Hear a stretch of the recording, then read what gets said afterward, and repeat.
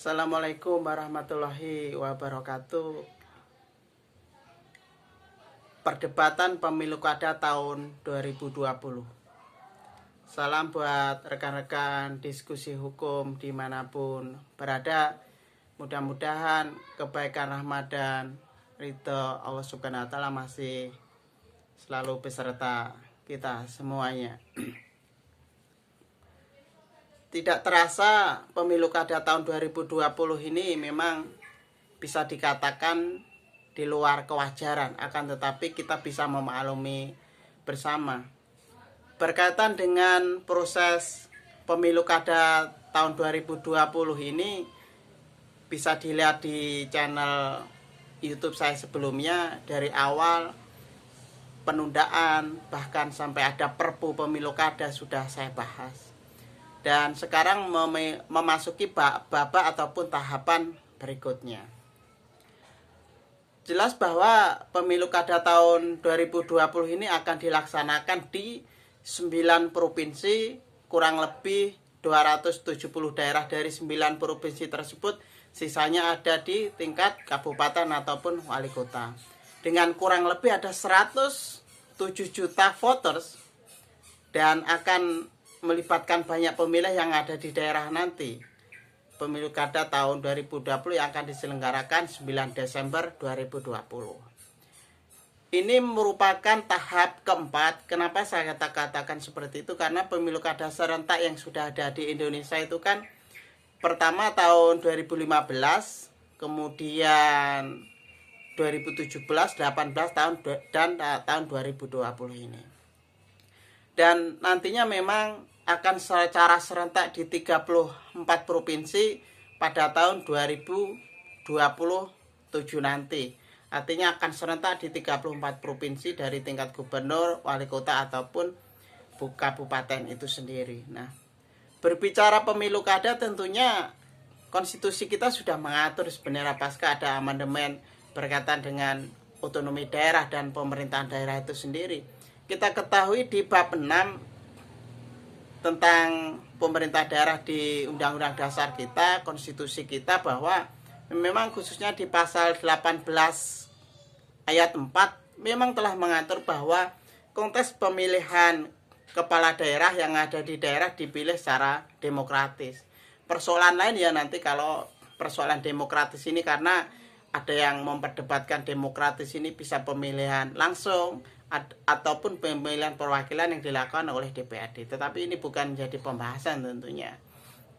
Lalu legalitas ataupun umbrella atau payung hukumnya seperti apa? Kita ketahui bahwa Undang-Undang Pemilu Kada sudah mengalami beberapa kali revisi. Awalnya sejak awal Pemilu Kada serentak ada Undang-Undang 1 tahun 2015 direvisi menjadi 8 tahun 2015, dan yang terbaru yang sampai digunakan sekarang adalah Undang-Undang 10 tahun 2016. Tentunya ada beberapa aturan lain, sebagai contoh Undang-Undang Pemerintah Daerah nomor 23 tahun 2014 dan lain sebagainya yang mengikuti ataupun anasir undang-undang lainnya. Kemudian turunan teknisnya seperti apa?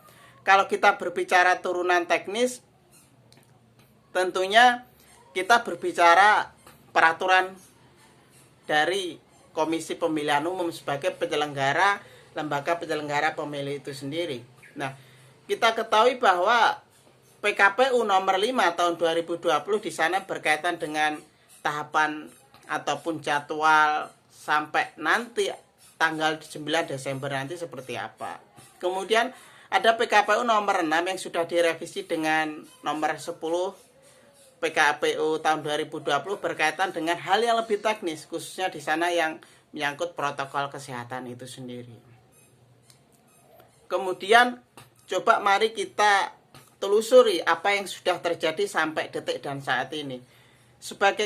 Sebagaimana tadi yang sudah saya sampaikan bahwa PKPU nomor 5 tahun 2020 mengatur beberapa tahapan dan jadwal. Artinya tanggal 4 sampai tanggal 6 di sana sudah dibuka pendaftaran bakal calon kepala daerah.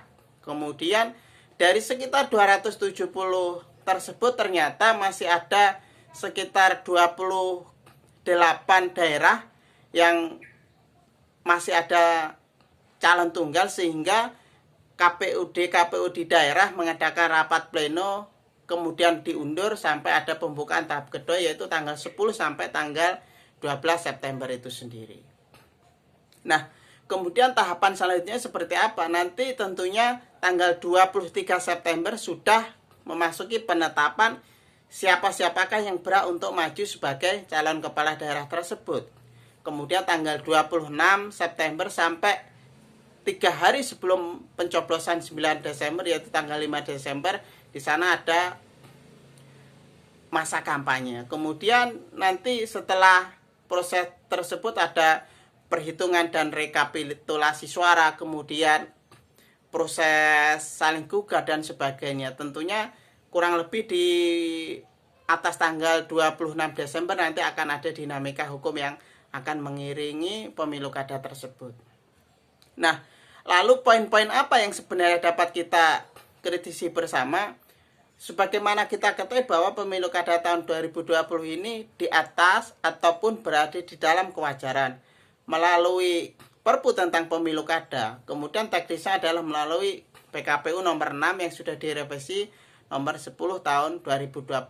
Di sana ada khususnya mengatur bagaimana tentang protokol kesehatan itu sendiri diatur. Nah, memang sulit dan sangat multitafsir bagaimana nanti mengidentifikasi ataupun memahami konteks berkaitan dengan proses pelanggaran protokol kesehatan. Bisa diketahui bahwa sebelum tahap penetapan dari KPU saja, ketika masa pendaftaran sudah banyak di sana ada beberapa pelanggaran yang protokol kesehatan.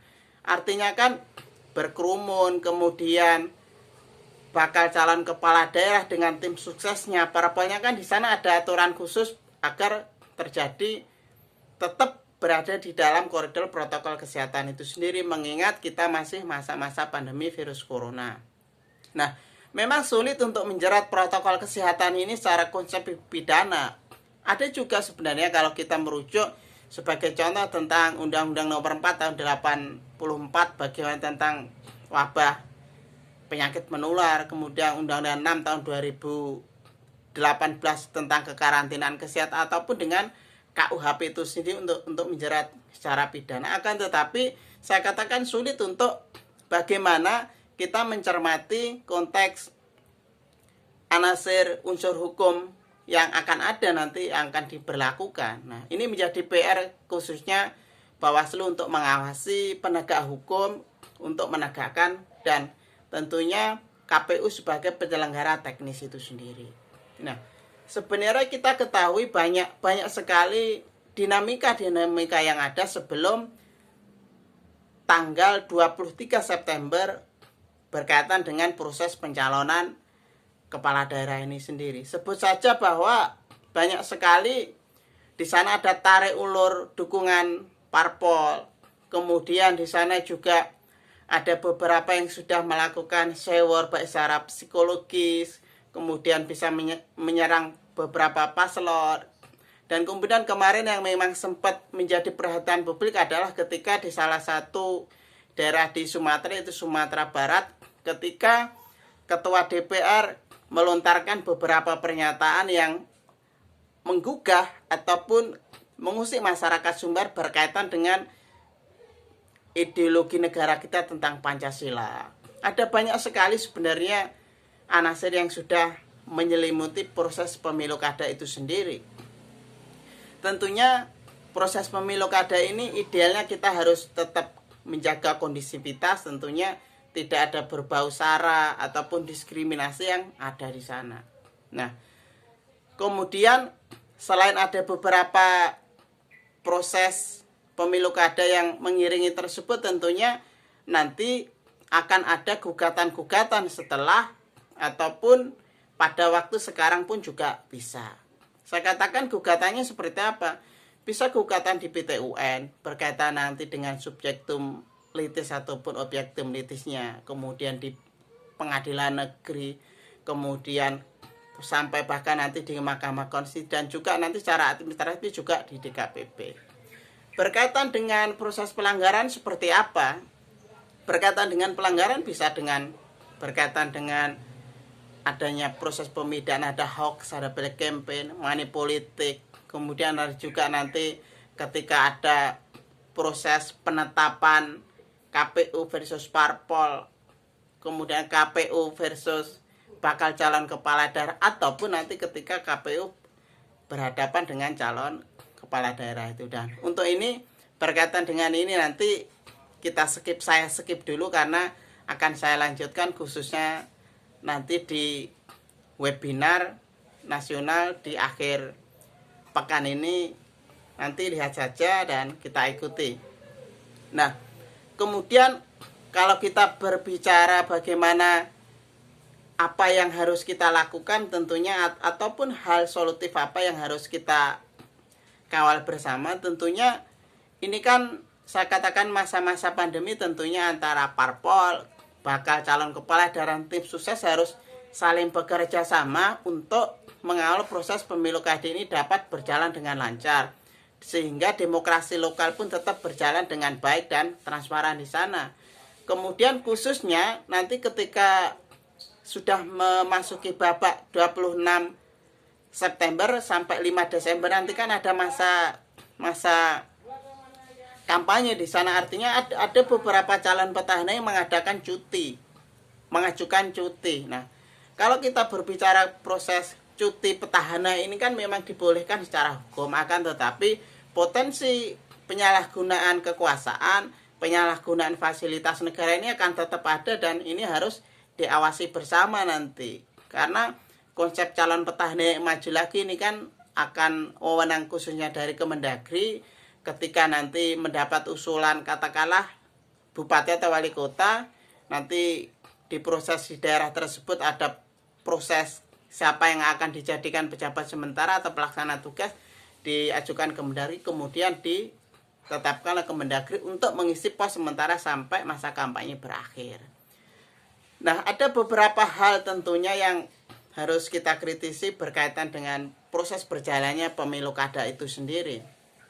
Nah, kemudian setelah kita mencermati proses pemilu kada ini, banyak hal sebenarnya yang harus bisa disampaikan. Bagaimana konteks antara dinamika yang ada di seluruh provinsi, khususnya dari 9 di tingkat provinsi gubernur yang akan melakukan proses pemilu kada tahun 2020 ini, bagaimana KPUD di daerah, kemudian Bawaslu, kemudian bagaimana nanti gugatan di DKPP ataupun hal lainnya. Kemudian bagaimana stakeholder khususnya pemerintah daerah, bagaimana di sana ada potensi, adakah jaminan ASN tidak ikut untuk melakukan ataupun mengusung calon sendiri itu kan. Nah, sebenarnya hal yang menarik dan tahun ini memang salah satu anak presiden ikut dalam kontes pemilu. Ini salah satu anasir yang tentunya menjadi bumbu-bumbu demokrasi kita di tahun 2020 ini. Nah, sekali lagi ini hanyalah grand design secara umum yang bisa saya sampaikan berkaitan dengan pemilu kada tahun 2020. Untuk lebih detail, untuk lebih bagaimana lebih teknisnya, baik secara aturan teoritis ataupun praktisnya, nanti sekali lagi rekan-rekan semua bisa gabung di webinar nasional. Insya Allah saya juga menjadi salah satu narasumber nanti di akhir pekan ini. Informasinya bisa dilihat di sosmed saya yang ada di bawah ini. Nanti informasinya seperti apa silahkan bisa dilihat. Hari Sabtu tanggal 19 September jam 9 pagi sampai selesai.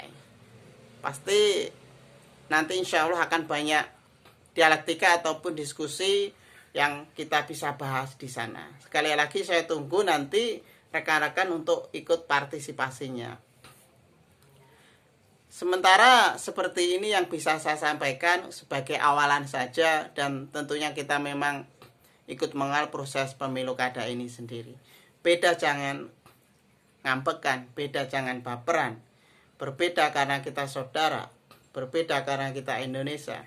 Kita sama-sama belajar bareng, mudah-mudahan bermanfaat. Assalamualaikum warahmatullahi wabarakatuh.